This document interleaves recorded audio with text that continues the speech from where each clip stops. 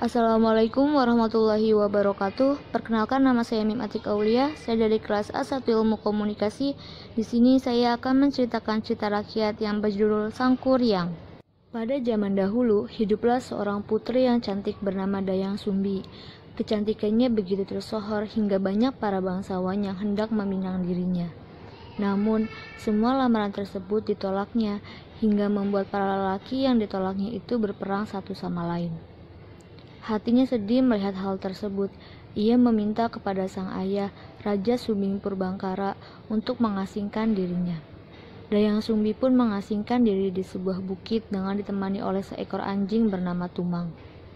Dalam pengasingan tersebut, Dayang Sumbi menghabiskan waktu dengan menenun.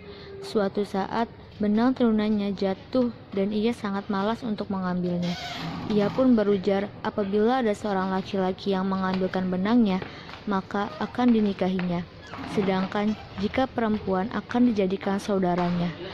Betapa terkejutnya Dayang Sumbi ketika yang mengambilkan golongan tersebut adalah si Tumang. Namun, ia tetap menepati janjinya. Tak disangka, Tumang adalah penjelmaan seorang dewa yang akan berubah wujud menjadi pria tampan saat bulan purnama saja.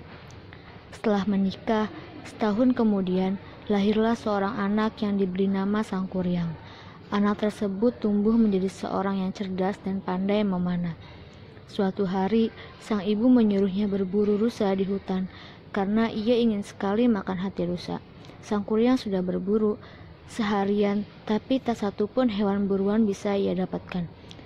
Karena suatu hal, ia begitu kesal kepada Tumang, dipanahnya anjing itu dan diambil hatinya untuk diberikan kepada sang ibu.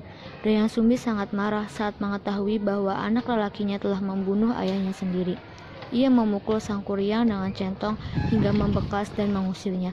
Hingga beberapa tahun kemudian, Dayang Sumbi bertemu dengan seorang pemuda yang bernama Jaka. Pemuda tersebut terpesona akan kecantikannya dan ingin memperistrinya. Dayang Sumbi akhirnya menyadari bahwa Jaka adalah anaknya yang ia usir dulu setelah mengetahui bekas luka di kepalanya.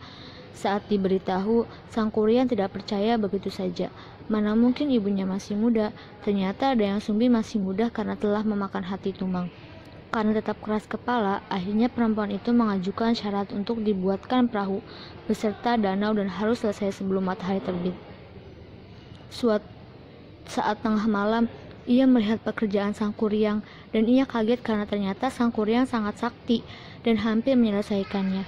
Wanita cantik tersebut gelisah lalu meminta bantuan kepada warga untuk menumpuk padi. Ya, ayam pun berkokok dan membuat makhluk halus yang membantu Sang Kuryang pergi karena mengira hari sudah fajar. Sang Kuryang tahu akal Dayang Sumbi itu. Ia sangat marah hingga menjebol bendungan dan menendang perahu yang telah ia buat. Perahu itulah yang kemudian dikenal sebagai Gunung Tangkuban Perahu. Mungkin cukup sekian cerita yang saya sampaikan, kurang lebihnya mohon maaf. Wassalamualaikum warahmatullahi wabarakatuh.